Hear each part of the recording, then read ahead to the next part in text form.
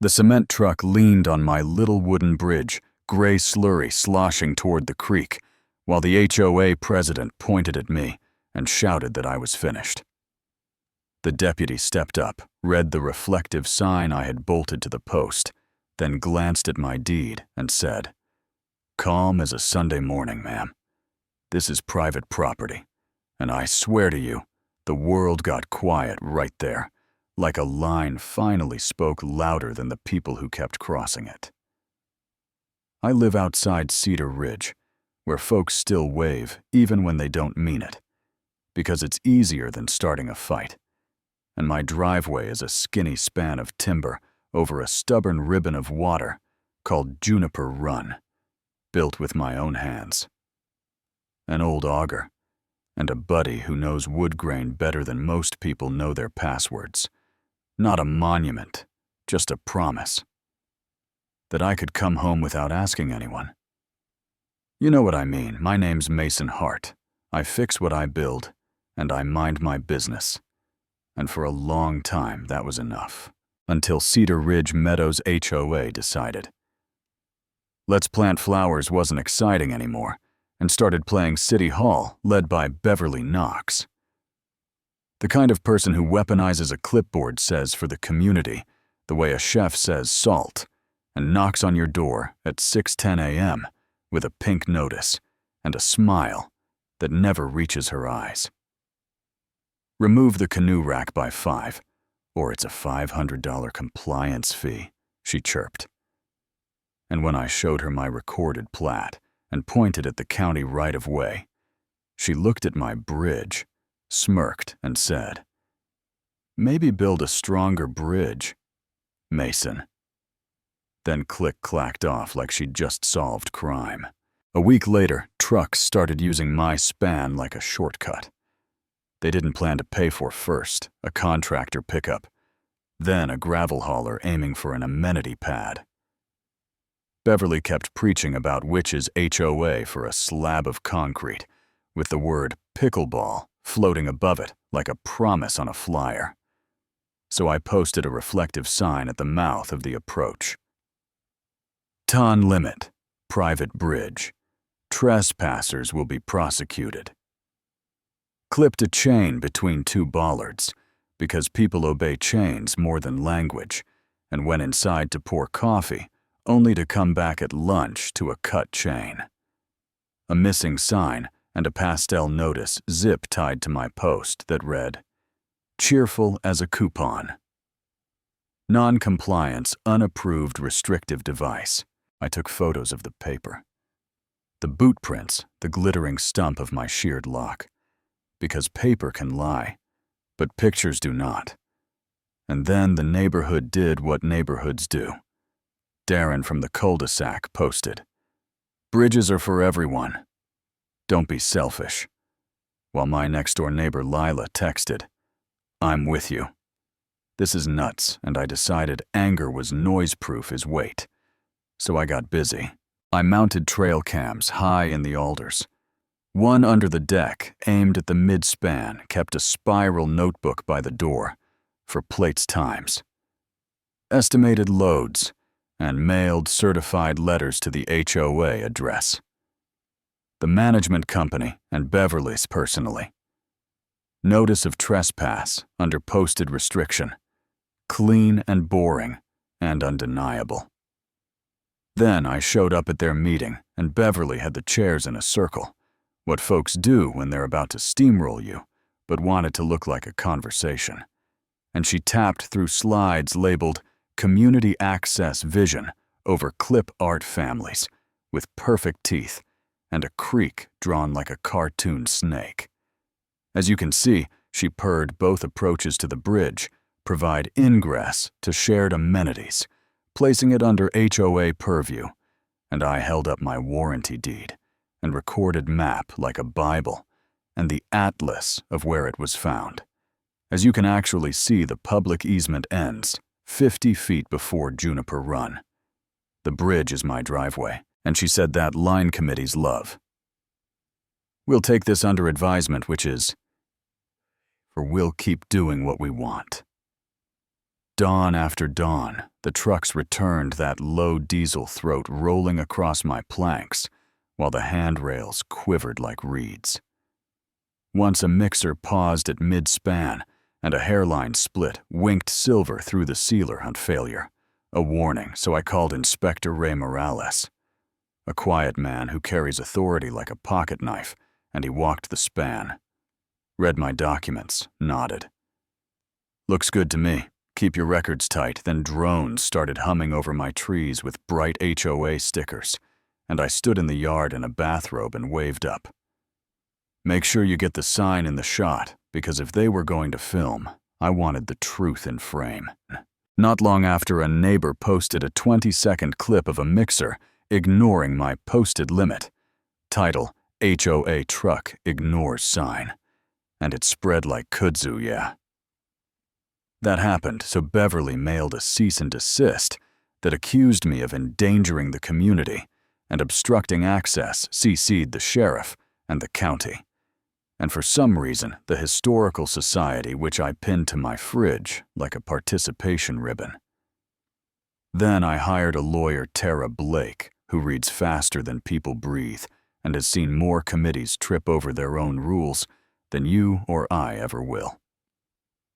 I dropped the deed, the plat. The videos, the logbook on her desk told her about the cut chain and the pink notice, and she said she's used to people folding. "You don't look foldable," and I told her I might bend, but I wasn't bending anymore. Then came the twist, the kind that turns a headache into a story. A late call from a number I didn't know. "Hart, this is Owen Park, HOA treasurer, off the record. Beverly revised the boundary map last month and pushed it 50 feet onto your parcel. I'm emailing the original.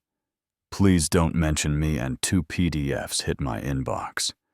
One labeled Original 1. Revised, and if you've ever watched someone try to win a board game by nudging the finish line while you blink, you know the heat that crawled up my neck. I forwarded both to Tara, and her reply was just 5 words. "Thank you. Sit tight. Be quiet." Which, I'll be honest, is the hardest part. Beverly called an emergency meeting called Public Safety Threat. The Hart Bridge packed room phones up like fireflies. She played a drone clip and declared I had modified a community bridge to fail, and I stood up smooth and asked, "Would you like to read my deed aloud, Beverly, or should I?" And you could feel the mood tilt like a picture frame going level. 2 mornings later, with the pines throwing long spears of shade across the lane, 2 mixers rolled toward my posted sign. And because I had noticed and documented and notified, Deputy Nolan Reyes waited in his cruiser at the turnout. I filmed from the bank truck. 1 rattled across and held truck. 2 crept onto the mid-span, wait. Spoke in the language of wood. The driver braked too hard. A gray burp of cement kissed the deck, and Beverly shouted, "Sabotage," like she'd rehearsed it in the mirror, and Nolan read the sign, read my certified letter, and said the 7 words. "I wish I could bottle, ma'am. This is private property," and that should have been the end. But some people collect defeats like they collect email addresses. So she sued.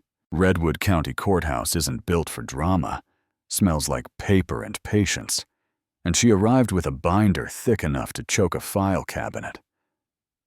Her attorney did the opening volley about negligence and community loss, threw the cement photo on the screen like a trump card, and Tara stepped forward with exactly 1 folder and said, "Your Honor, use is not ownership then." Laid my deed and plat in front of Judge Harold Kent, followed by the original HOA map beside the revised one, and the judge stared at those 2 pieces, like a dad looking at muddy shoes and a spotless rug.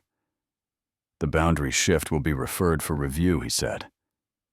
Watched footage of overweight trucks ignoring my posted limit error. Inspector Morales' note and Deputy Reyes' incident report.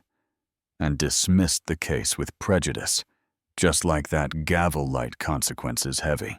That evening, the HOA board met to restore order, and Treasurer Owen showed where money set aside for potholes and lighting had gone to legal services. And Samuel Price, a board member who used to try cases, walked the room through procedure, and the vote to remove Beverly as president wasn't loud, because it didn't have to be. Then she stood small under fluorescent lights and said, "You think you've won, Mason? You're just one man with a bridge." And I told her that's the point. It's my bridge. And she left without the gavel she loved to hold. There wasn't a parade after. No high fives. The creek didn't sing. It just kept moving like it always does. Drones vanished. Trucks stopped treating my boards like a doormat. I tightened bolts, replaced a deck plank, and walked that span. At dusk, palm on the rail, sap on my fingertips, and thought about the part that still stung. Not the weight of the trucks, but the feeling of being mistaken on purpose, like the sign was invisible, because the person who posted it was inconvenient. If you've ever had someone speak over you and call it leadership, you know exactly what I mean. Folks asked if I'd sue the HOA for damages, and Tara said we had a clean shot. But I kept looking at that creek and thinking sometimes the best consequence is a door closing behind the person who never knocked. And maybe peace isn't a party. Maybe it's the quiet after noise, the kind where you hear water and your own heartbeat and think, all right, then we're home. I did see Beverly once more in the grocery lot. Both of us reaching for the same cart, her voice sanded down. "I hope you're satisfied." And I said, "Satisfied, no." Settled, yes. Then told her. You could have just asked, and she didn't have an answer, which felt like the truest thing she'd said all year. So here's where I hand it to you. Because this isn't just my bridge or my town, it's something bigger. When someone says community, how often do they mean control? Where's the line between keeping order and crossing a boundary? And if you've ever been called selfish for defending what's yours, how did you handle it? Did you go loud, or did you get specific? Did gravity have to explain it for you too?